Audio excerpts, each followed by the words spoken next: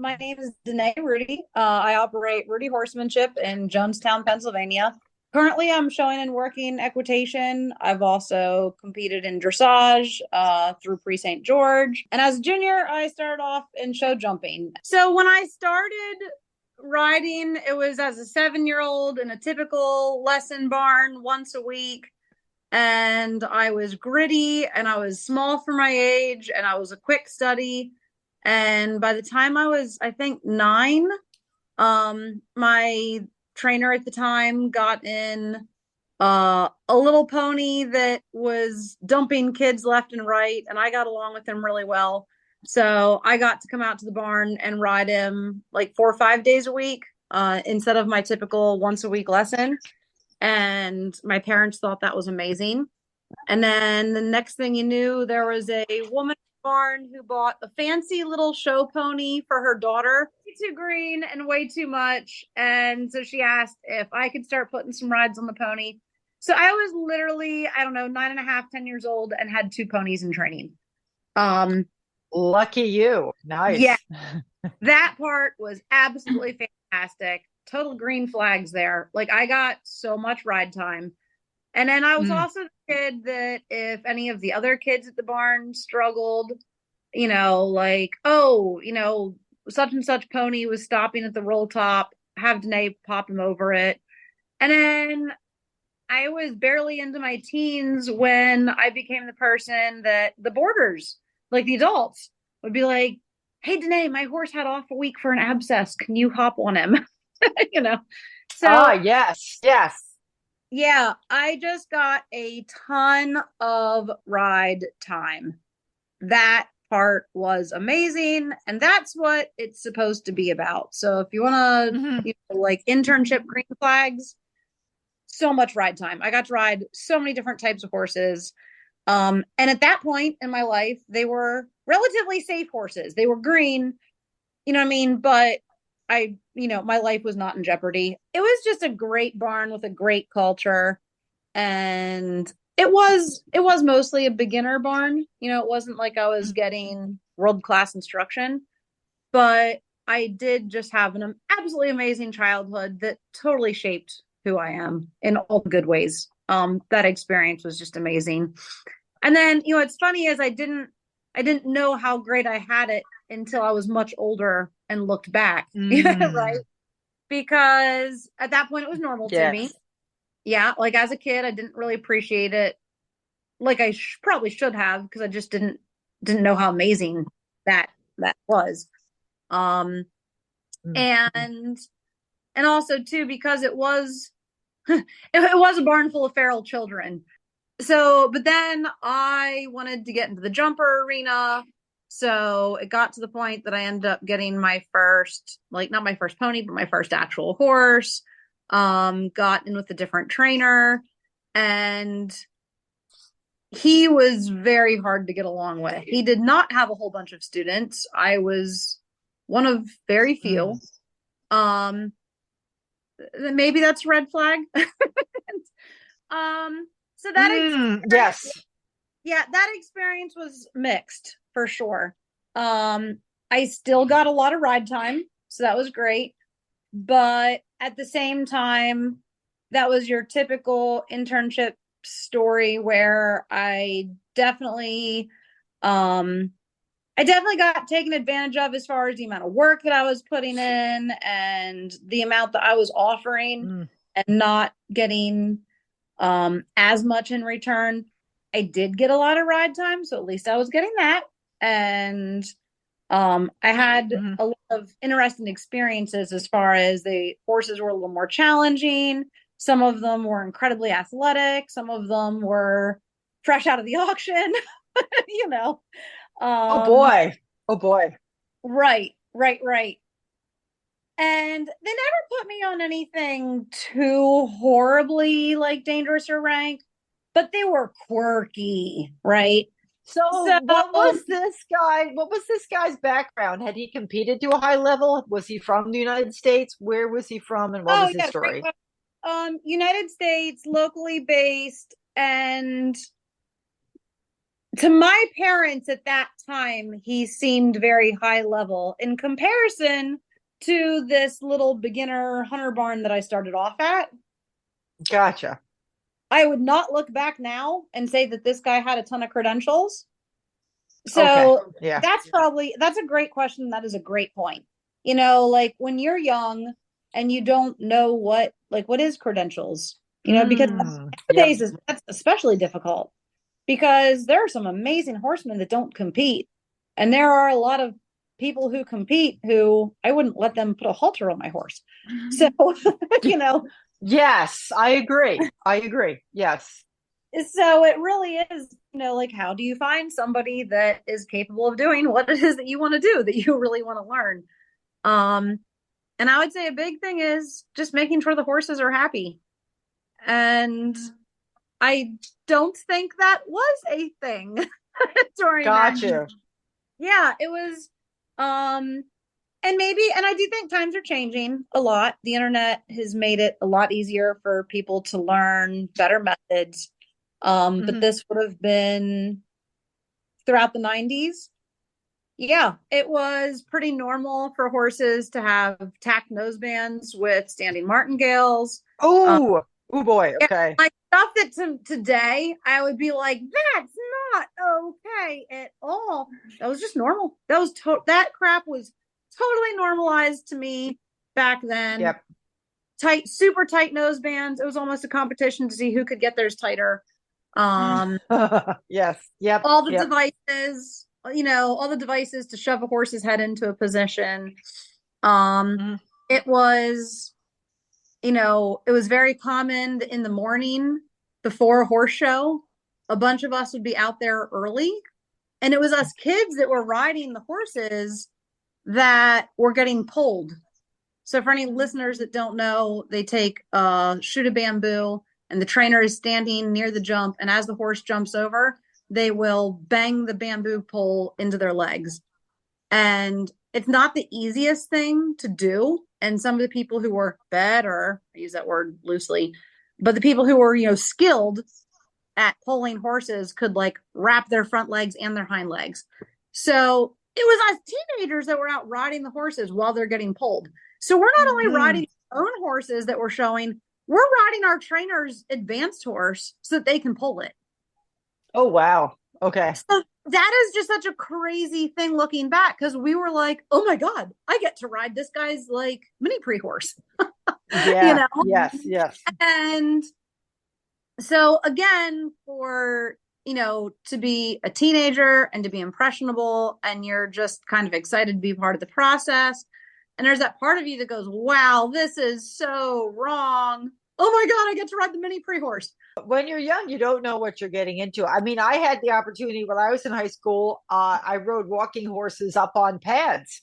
I was Yeah. getting to ride, and I was riding a big black stallion. I didn't really think about it. They had walking horses and racking horses, and they put them up in tail sets in the stalls, and they were all on big pads. And I didn't, I just knew I was getting to ride. Yeah, That was absolutely. it.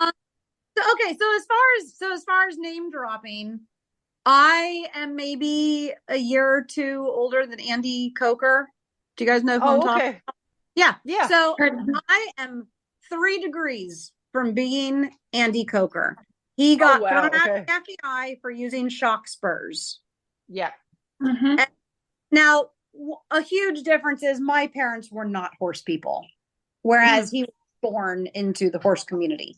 So at least I could kind of get away. Like when my little brain went, oh, that doesn't seem right. Later in life, I could get away from it a little bit more. But like me and Andy Coker and a couple other teenagers are the ones that are out in the morning riding horses that are getting pulled, right? And Yeah. that Gotcha. culture was just so ingrained. And I later got away from it, but I really liked show jumping. That was my sport, I loved Yeah. it. Yeah. And I can see how it would not have taken much for me to have gone that path instead. Um, but I got bumped more towards I got hooked on the whole bareback and bridleless and then dressage Mm, and you know what I mean? So I took a very different Two very turn. different paths. Yeah. yes. But I did miss show jumping a lot, during some of those times. And even nowadays, some people are like, man, we hear you talk about show jumping. Why don't you get back into that? And I'm like, I don't like the culture. I don't love, like one thing that's great about, let's say, dressage, if you want to earn your bronze medal, you can go to, 4 to 6 shows and really and earn a bronze medal and or maybe more. You can take your whole lifetime and get your bronze medal if you want. Um, right? Different Yes. courses, whatever. In show jumping, if you really want to be somebody in that world, you've got a show every weekend. You've got to go to Florida. It's all based Yeah. on money, points earned. Your horses have to live that life. You have to live that life. It's not how I want to live. It's not how I want my horses to live. And don't get me wrong, there are people who do a good job of being in that discipline and their horses still having normal lives and that kind of stuff. On the one hand, I'm so glad that I got to sort of see the behind the scenes of the higher level jumpers. I Yes. get to Yes. show A-rated, I was competing against all of the name brand people at the time, right? Gotcha. I am so glad I got to experience that as a junior because had I not, I think I'd have spent the rest of my life chasing it just to Yeah. find out it's not what I wanted. Absolutely. Absolutely. Did you have another working student position after that one, or did you shift gears at that point? So I ended up really shifting gears as far as when I was 19, 20, I did the whole, marriage, pregnancy, had my own bills, Mhm. was trying to work my way through college, that kind of stuff. So horsemanship wise, it'd be easy to say I floundered around for a while, but I think that's actually when I really found myself and decided who I wanted to be. YouTube wasn't quite then what it is now, right? So like, but at the same time, it was getting to the point where it was really popular to like buy DVD sets and Yes. I am a book reader, right? Like, give me a horse book, I will consume it in 2 days. Um, Mhm. so that was when I didn't have the money to do the typical go to a barn and have a good Mhm. trainer and take weekly lessons. And thank God. Ah, yes. Like that was when I really kind of found out what it was I wanted to do and be. I got to Gotcha. go play with stuff. I couldn't afford to horse show anymore. I couldn't afford good instruction. So I did a whole lot of auditing clinics because that was a big popular thing at the time. Yes. Yes. And I'm a good visual learner. That was just lucky, right? Yes. Um, and I also, well, and then too, um, I ended up marrying a cowboy type. At the time it was so interesting because him and I had both come from such different horse type backgrounds. Mhm. And that really expanded my knowledge in ways that I don't think I would have ever done had I not fallen in love with that person, Gotcha. Yes. because I can remember as like a high schooler, there was like a team penning practice pen close to my house. And I remember going one time just to watch to see what it was. And I was horrified. I just saw Oh, elbows flapping and yep. terrible, terrible equitation and, horses in big bits that I wouldn't use. Even with what had been normalized to me, I would not have used some of the gear I saw on those horses. I'll tell you what I did not see. I did not see that the horses were standing quietly. I did not see that there was a lot going on, cows, panels banging, and not a single horse spooked the entire time I was there watching. I didn't see Mm. that, these horses had impeccable ground manners. I literally I thought quarter horses had ground manners because they were too lazy to like not. I was like, well, we have jumpers and they're high energy horses and they need a chain wrapped 8 ways around their face. Like, Oh, okay. again, just stuff that was normalized, right? Yes. Um, Yeah. So I would say, if this is, if anyone's listening to this and they're trying to choose where to learn, the biggest thing is just go to a bunch of different places. Don't worry about the discipline. I don't Mm, care what your ultimate goals are. Go to the reining trainer, go to the dressage person, go to the event barn, learn it all because they all have such different, amazing things to offer. And that is what I kind of ended up doing is that, I learned from just whatever was available. And that was the beauty of absolutely.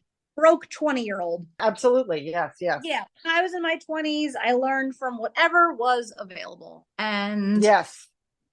And that, I learned my groundwork from the natural horsemanship types. I learned my dressage from whatever dressage people were available. And then as I started my own business, I've always been forever the student. Even when I'm the teacher, I'm still the student, right?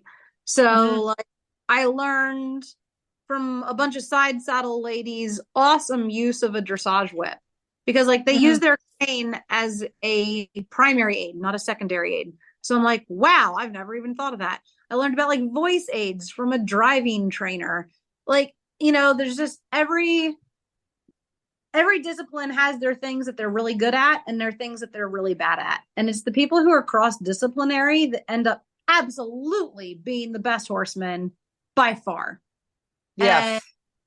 that's where I am just so dang glad that I didn't just stay in jumpers forever because I think I would still be riding horses around in draw reins, potentially with tight nose bands.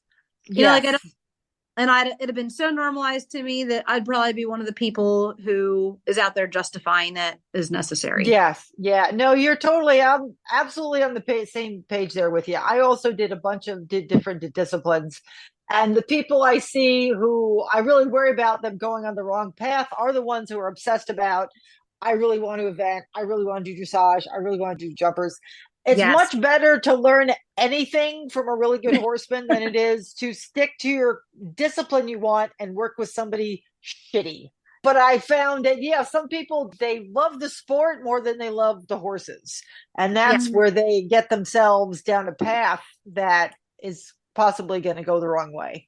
And I'll be Because, honest, when I was thinking of like, kind of like notations that I think are kind of important to hit on, while I'm talking mm, to you guys, yep. I don't care what discipline it is. When you get to a high enough level, it starts to get a little cringe. Mm. Oh God, yeah. For all sports, human sports. If you've read True. any of the books, The Secret Race is a really good book.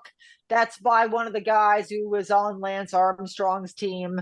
And Mm. he talks about how he made the decision. He says at the top level of the food chain, you can either choose to be on the B team or you can do what everybody on the A team is doing on the A team.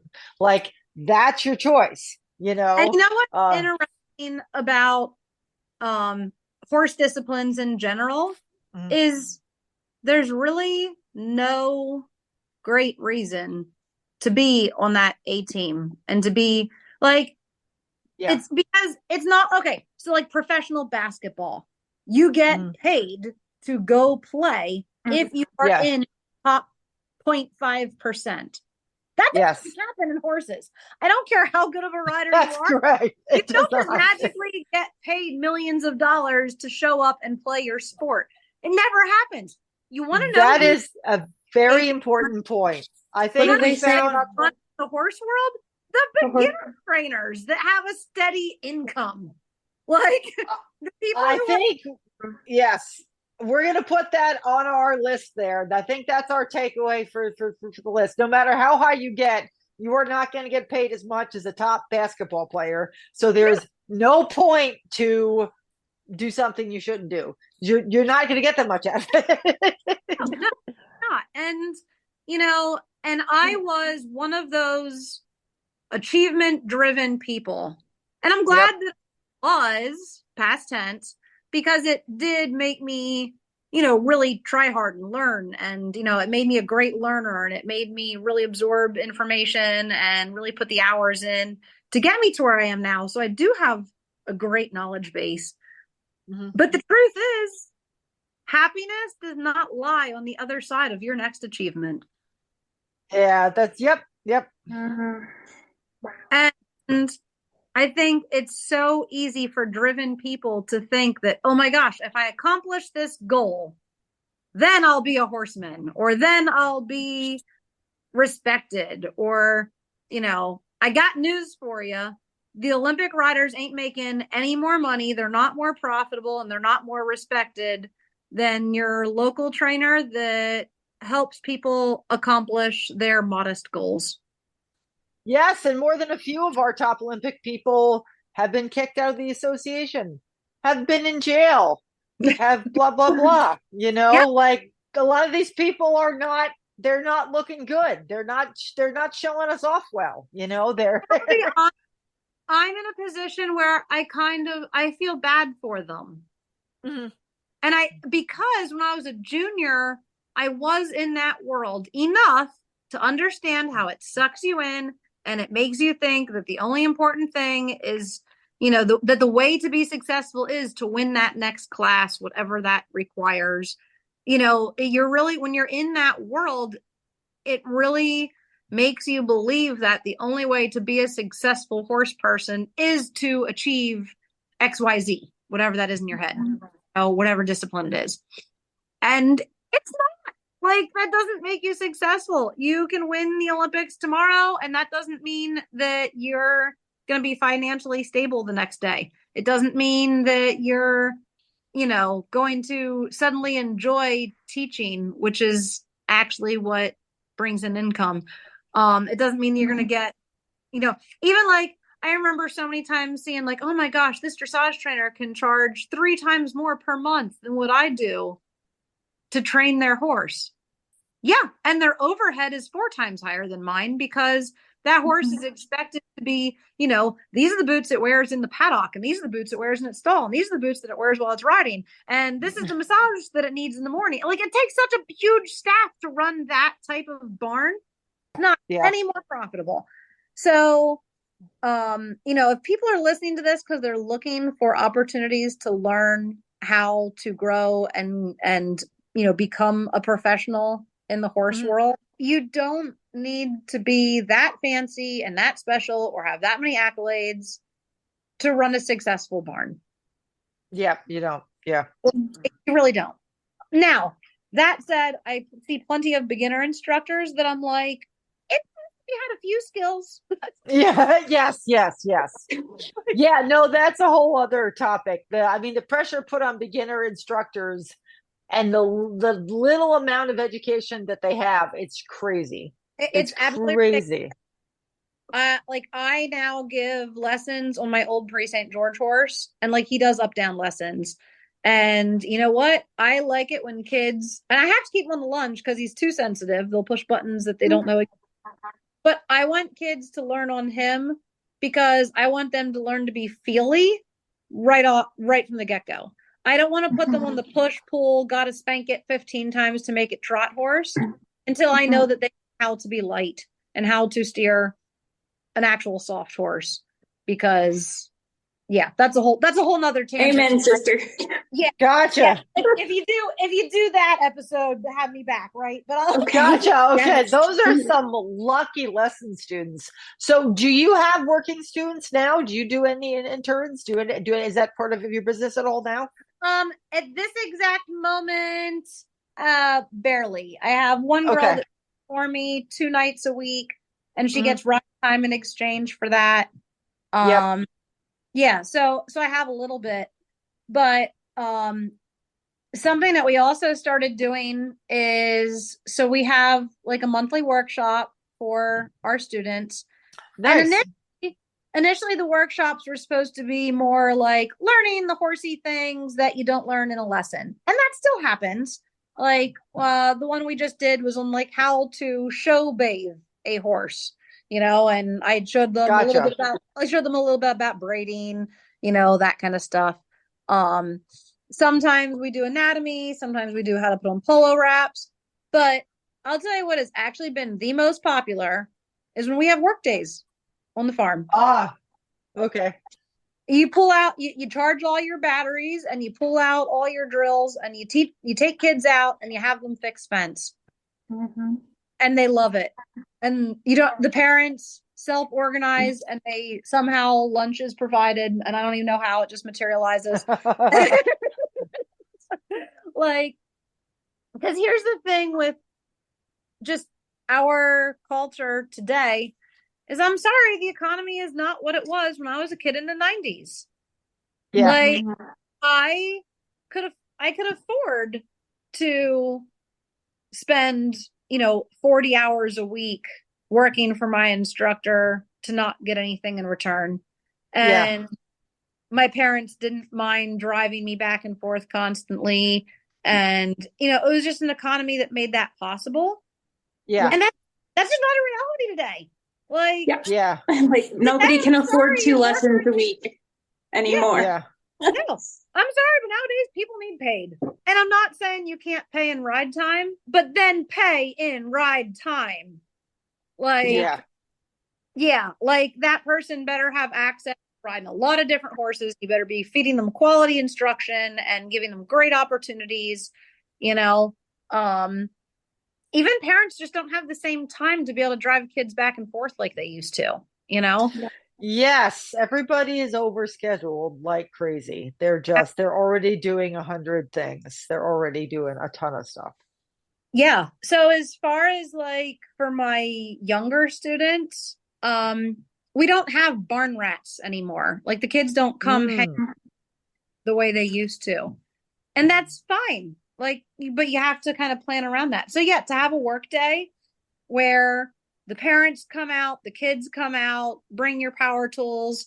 We show the kids, how to actually get out there and use tools and fix things. And I mean, like, we have taken 9 to 13-year-olds and we have gotten some stuff done. And I think that's what it looks like nowadays. People can't come into your barn, 3 days a week.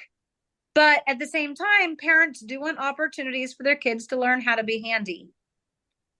So make a social event, have 10 of them, you know what I mean? The parents kind of chip in and help. And then you still have that community. When we talk about raising kids, that, it takes a village. It does take a village. So build a village and then use your village. Gotcha. Yeah. So, because again, you always have some parents that end up helping on those days, whether they're kids or, usually you get some dads that are like, I'll go cut these boards so the kids can hang them, and then it's great because you have like a kid it doesn't have to be their parent that's teaching them to do something. One of the other parents can step in and show them how to change the bit on the drill, or whatever it is. Yep. And that stuff has really been fantastic. Again, people can't commit to doing that all the time. Yeah. But they can come out once a month and give you 3 hours.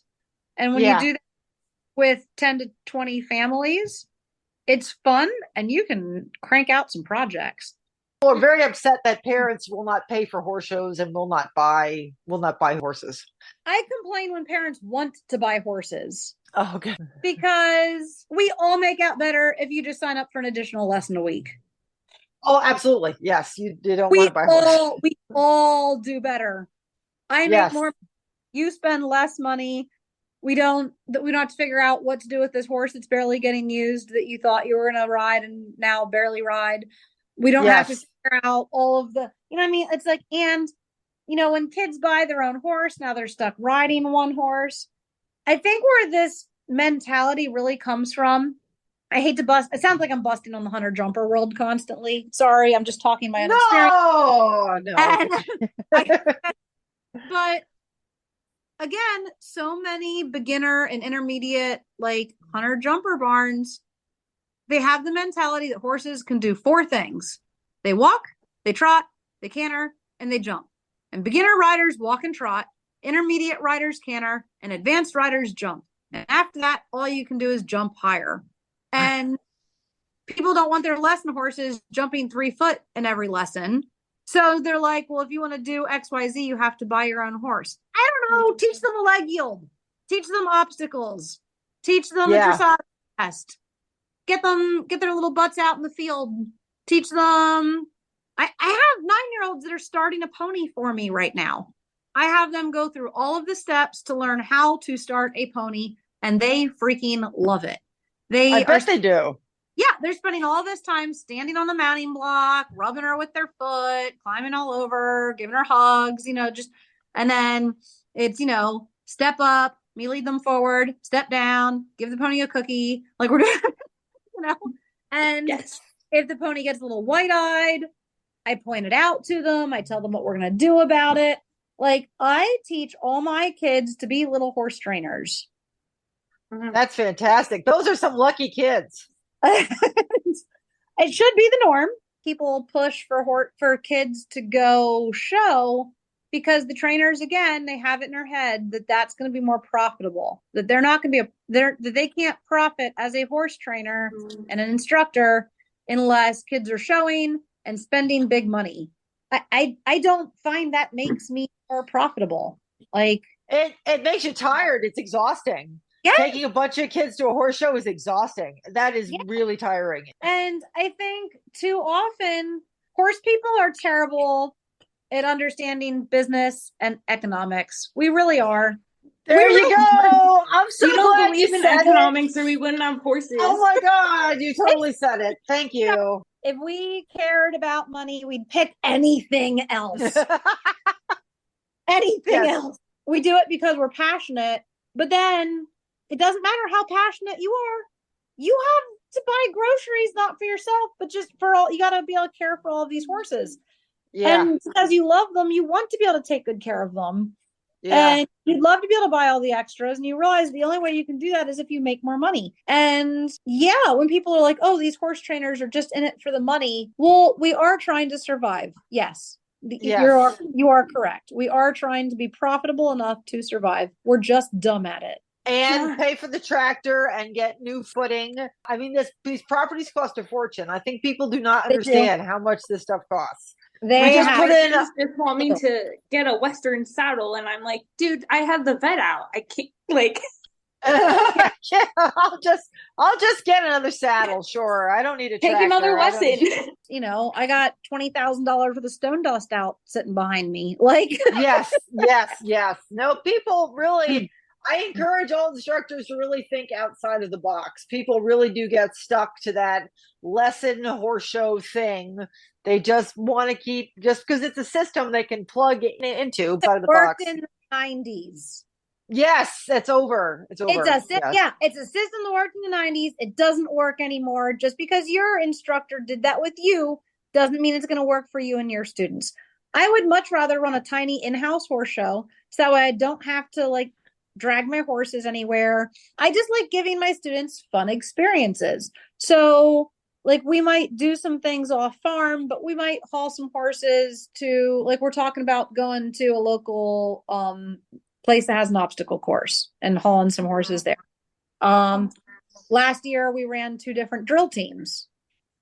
Nice. Yeah. And we just video, we don't do anything fancy with it. We just have 6 practices. That's drill team. But they love it. It's interactive. They learn a whole lot. I like the idea of showing as far as I like the experience of it. Yeah. But the competitive part and, I don't see it as, to be a real horse person, you have to go compete. You really don't. You really don't. Thank you. Yes, you really don't. Compete against yourself. Yeah. Yes. And I mean, I'm one to talk because I do compete and I love competing. And I now compete in working equitation and I freaking love it. It checks all the boxes. It's dressage, it's obstacles, it's speed. If the show's big enough, it's cows. It's so fun. But, oh my gosh, I am dragging students to that. Are you kidding? Oh, yes. Yeah, right? No, that's kind of something that you need to have enough skills. The skills to load your horse, to deal with tacking up your horse while they're distracted. You don't want to have to do that for all of your students. It's that kind of thing, honestly, is this is why people have to hire grooms. This is why this costs a fortune, because you have to have a certain skill level to be able to put a horse on a truck, take it to some place it's not used to, deal with the fact that it's probably quite possibly not going to do what it does at home. It's very likely it's not going to. It's going to be different. And that all really, you have to get to a certain level of skill before that's really a viable, safe, reasonable thing to do. Absolutely. Again, I just want my students to have experiences so they learn. Yeah. And that goes back to the, as far as like internship things. I have already taken interns along with when we went to a place that had a working equitation course set up. Okay. And I took a few kids along with to that. And that was great. They had an instructor there. I am an instructor. One of my other instructors went with. So we had as many instructors as we did students. We have a lesson program where we do, I have people who are competing in working equitation that haul to me. Plus we have the beginner program. But I also started doing more and more virtual lessons. And nice. my virtual lessons are a little bit different. Rather than doing them as like a Pivo or Zoom, I have people, we just do video review. So I have Gotcha. I love that. Yeah. I love that. Take their video, upload it to YouTube, put on a private link if you don't want it out there for the masses, send it to me. And actually we end up using like Facebook Messenger because it's pretty quick. It's got good playback. And then I play their video and we talk about it. And it's great because I can be like, look, your left hand is doing the thing. Oh, look, it's still doing the thing. Oh, and it's still doing the thing. Yeah, that really motivates people to fix that. It might not be for everyone, but it's pretty darn effective. So yeah, we offer that too. We do teach some clinics and that kind of stuff. I've gotten away from horses in training, but I do think as far as young instructors coming up through, it is kind of important to have that phase where you take the horses in training, you do the clinics, and you just get so much more experience teaching and training. But now I'm where I want to go have fun with my own horses. I want to actually like raise them and see my own kids and see your own kids. Gotcha. All right. Do you have a website or Facebook page, or are you on TikTok or? The best is my Facebook page is just Rudy Horsemanship. Okay. I do post a lot of freebie, pretty cool information on there. Nice. I do content. I got I think like 32,000 followers right now. I do a lot of biomechanics on there. Lots of, do you feel like you're leaning to the right? It's because your hip slipped left, Well, that's great. Well, thank you so much for taking the time to talk to us. I think you got some really good stuff in there. Super. Yep. I hope you guys can use all that. And I'm excited to see what you guys put out because I think it's a good cause. The beauty of an actual in-person internship is that you do get to see what's really going on. Because what people say they do and what people do does not always match up, unfortunately. So. Oh, yes, that is true. All right. Okay, cool. All right. Yeah. We'll let you go with that. Thank you so much.